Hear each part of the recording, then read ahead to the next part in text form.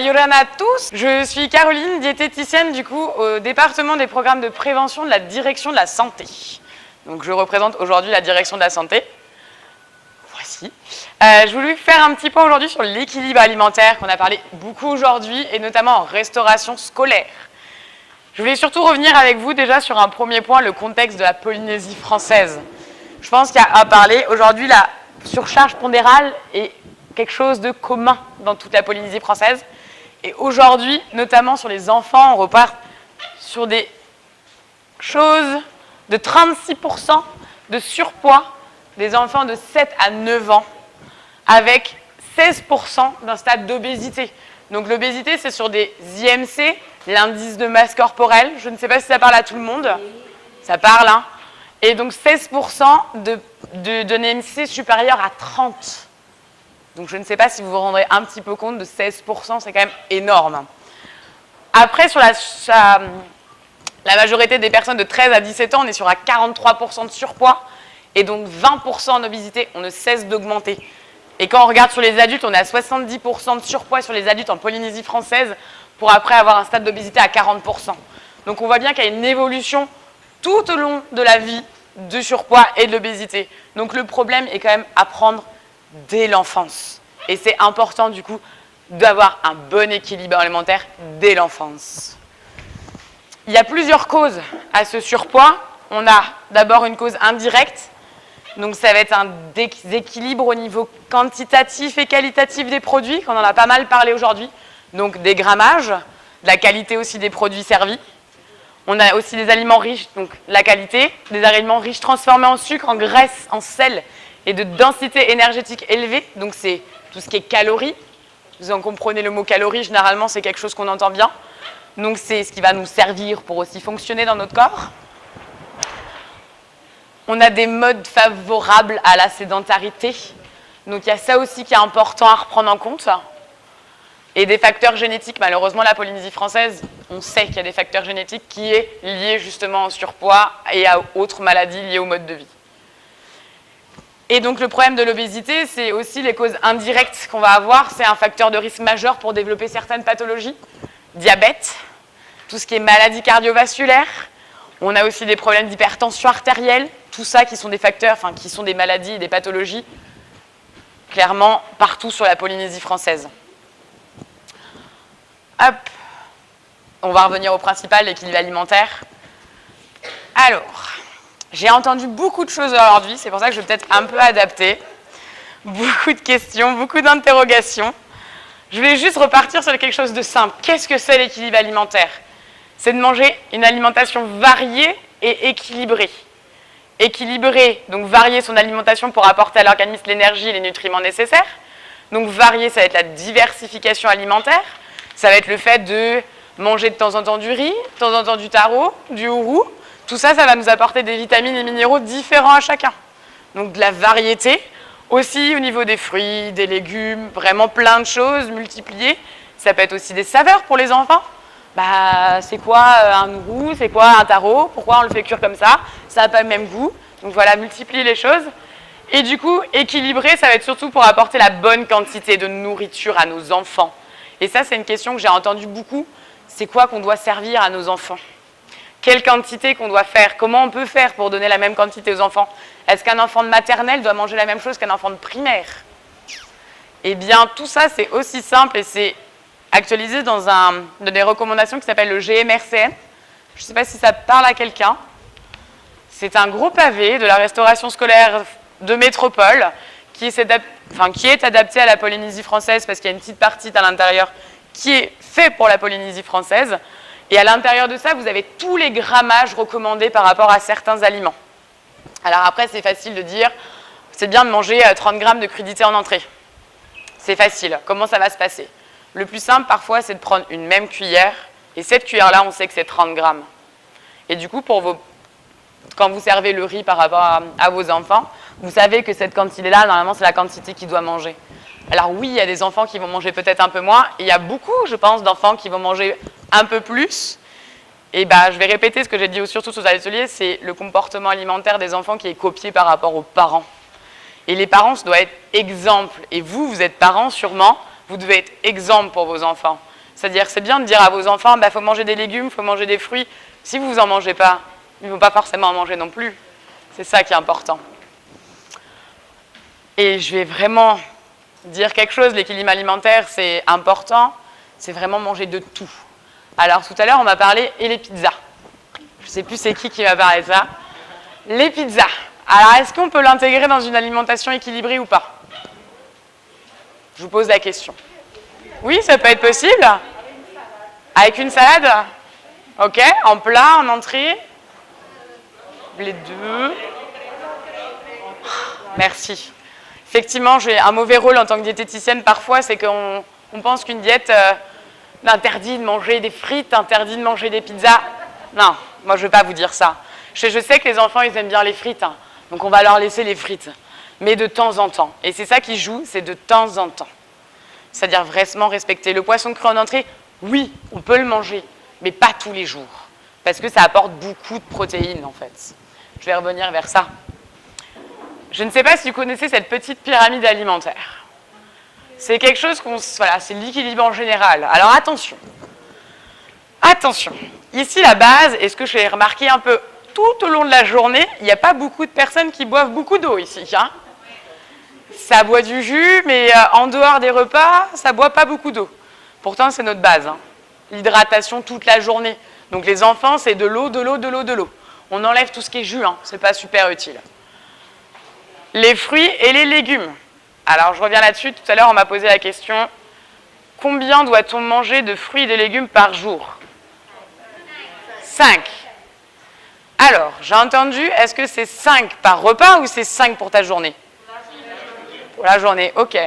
Si je mange une pastèque, une orange, un concombre, une tomate et puis une carotte, j'ai mes 5? Il faut que je mange une pastèque? Ah ouais? On me dit 5 fruits et légumes par jour.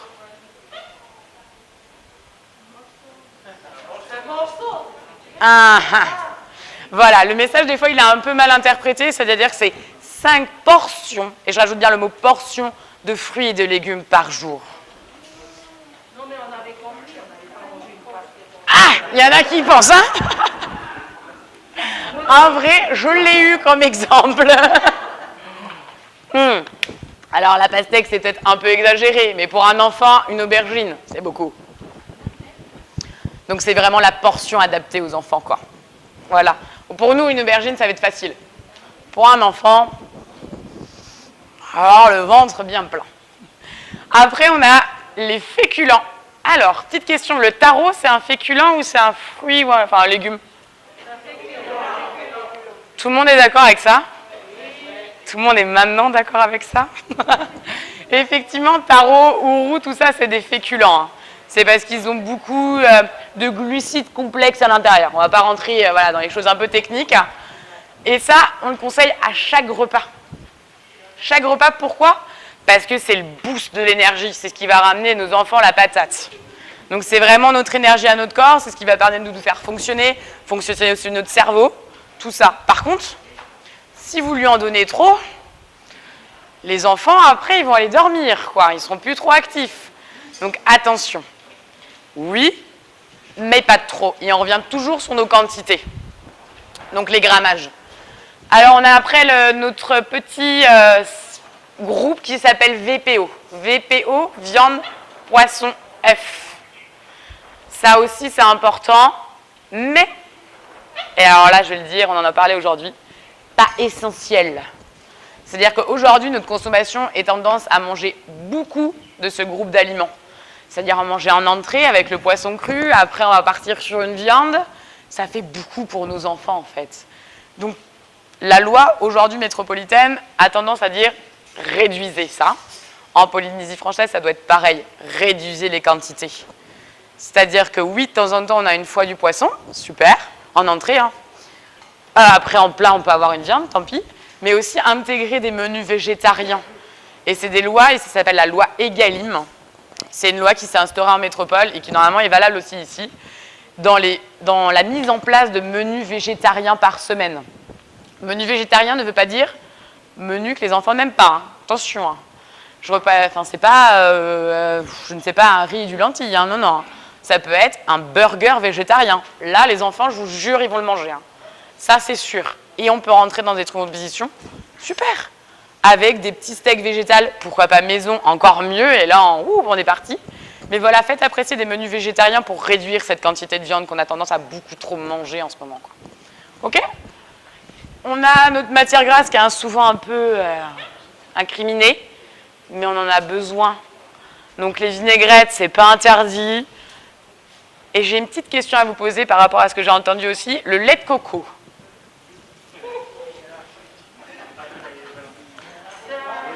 Le lait de coco, c'est magique. Merci.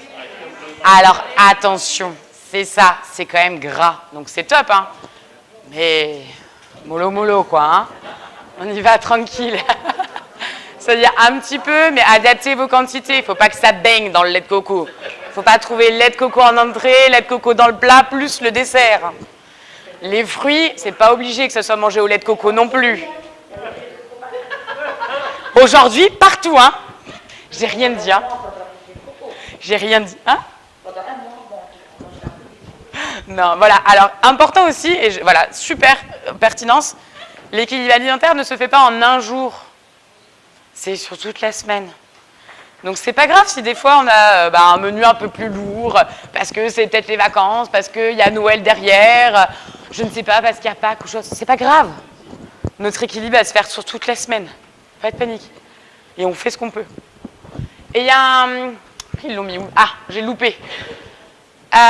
Quelque chose qui est pas mal revenu aujourd'hui, et ce que je vous ai un peu interrogé, c'est les produits laitiers.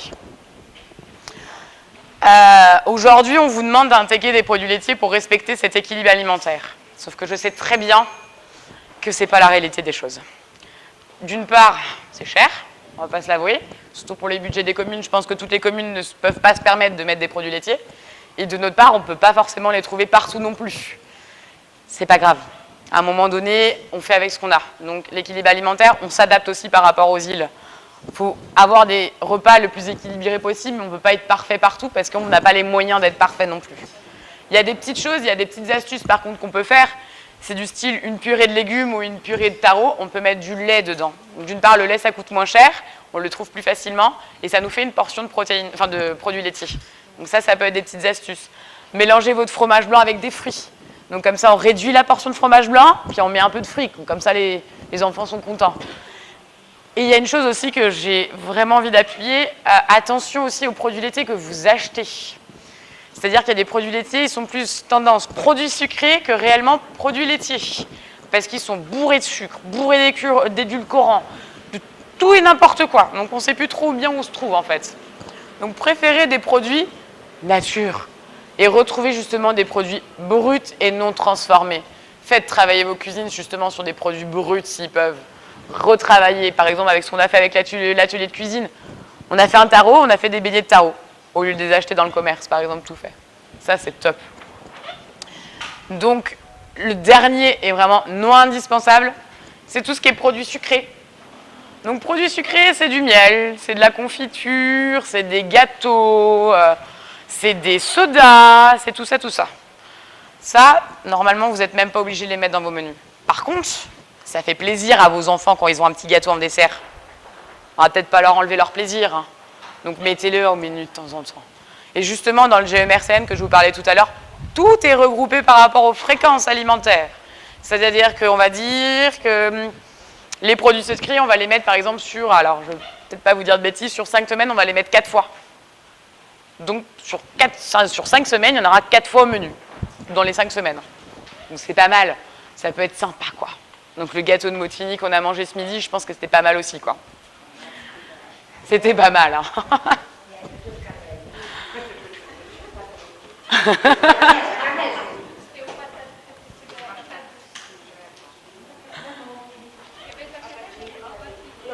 Oui, donc voilà, c'est vraiment l'équilibre alimentaire. Je pense que c'est clair ou c'est pas clair. Vous avez des questions par rapport à ça? Ça va? Donc c'est vraiment de tout. Et faites ce que vous pouvez aussi. Je ne peux pas vous imposer de dire mettez absolument un produit laitier. Non. Puis je préférais que vous n'en mettiez pas non plus, mais que vous choisissiez de temps en temps un bon produit laitier. Genre, au lieu de la vache qui rit et tout ça, et bah, de temps en temps, on va mettre du gruyère sur le gratin. Et ce sera du bon gruyère, quoi. Et au moins, on aura plus de calcium dans ce gruyère-là que dans notre vache qui rit, on ne sait pas trop ce qu'il y a dedans, quoi. Oui, important. Je voulais faire un point sur la restauration scolaire. Donc, c'est vraiment le cœur de l'équilibre alimentaire. Pour certains enfants, c'est vraiment le seul repas qu'ils peuvent avoir d'équilibré dans leur journée. Donc, c'est important aussi. On a des moyens financiers différents dans chaque famille, des aliments qu'ils ne peuvent pas forcément retrouver chez eux. Le soir, s'ils mangent du café avec du pain et du beurre, bah, ce n'est pas forcément le menu équilibré qu'on pourrait avoir. Donc, c'est vraiment ça. Et du coup, au niveau de la restauration scolaire, j'ai vraiment le cœur de dire la pause méridienne, c'est super important pour les enfants. Et là, j'ai vraiment retracé tout ce qui a été dit, le bien-être, la qualité des repas, tout ça, ça rentre en compte, quoi. Qualité des repas, donc quantitatif, qualitatif, je vais vraiment retrouver global. Donc retrouver les grammages, ça va être un petit résumé de ce que j'ai dit. Un lieu d'apprentissage et de découverte, donc faites des nouvelles recettes et participez.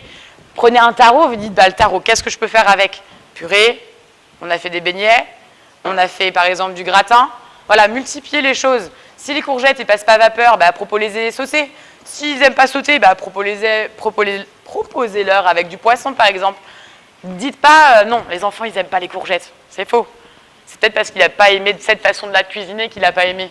Proposez-leur plusieurs fois sous différentes formes, et ça, c'est super important. Ils font leur palais, donc vous pouvez leur faire tout manger, en fait, en soi. Ils sont en pleine construction.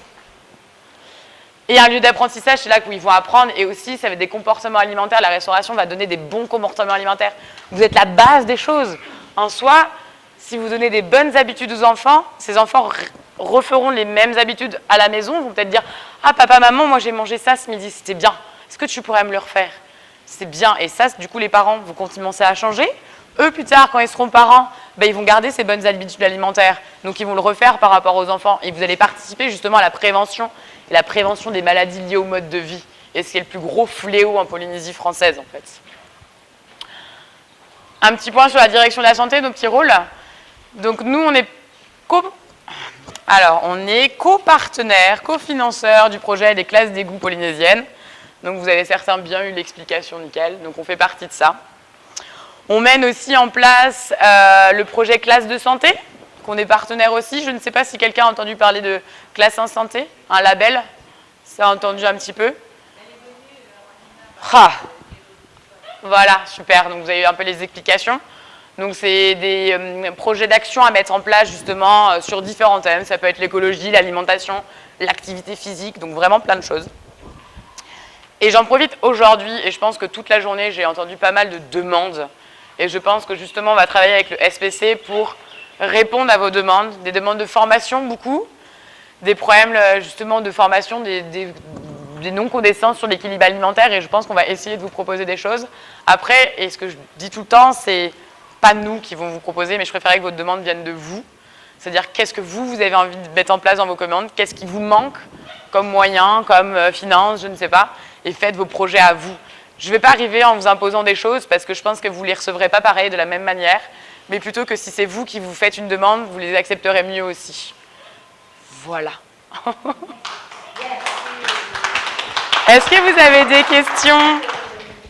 Est-ce que vous avez des questions générales, des choses, des interrogations?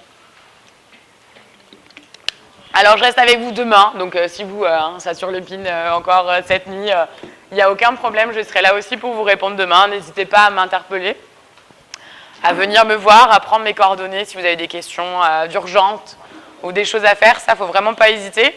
Je suis là aussi pour répondre à vos questions et voilà. Oui.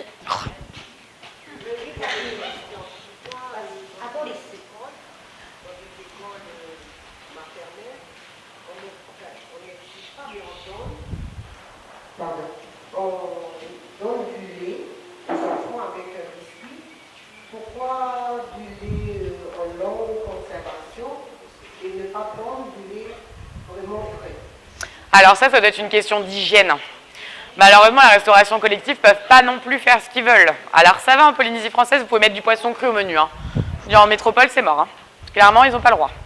Donc ça va, mais je pense que c'est vraiment une question d'hygiène. C'est-à-dire qu'on ne peut pas faire ce qu'on veut. Je m'excuse parce que bon, ben, nous, on fait du lait, Oui. le lait Benora, et je ne sais pas, ça fait combien d'années que tu es là, mais à la foire, à toutes les foires agricoles, hein, on fait passer tous les enfants de toutes les communes devant la foire, Oui. le stand de sachet pour que les enfants sachent que le lait qu'on les sert là, c'est du lait frais. C'est top.